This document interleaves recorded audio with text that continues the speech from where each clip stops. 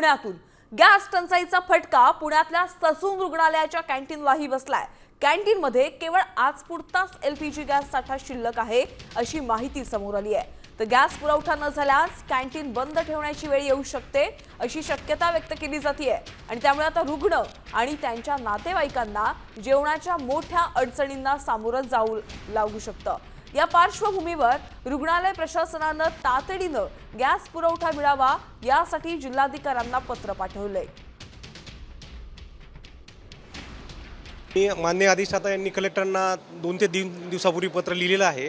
त्यामध्ये स्पष्टपणे गॅसचा जो पुरवठा आहे तो अव्याहतपणे ससूनमध्ये चालू राहील अशी दक्षता घेण्यासाठी पत्र दिलेलं आहे। डॉक्टर प्लस पेशंटचे नातेवाईक यांच्यासाठी स्वयंपाक केला जातो।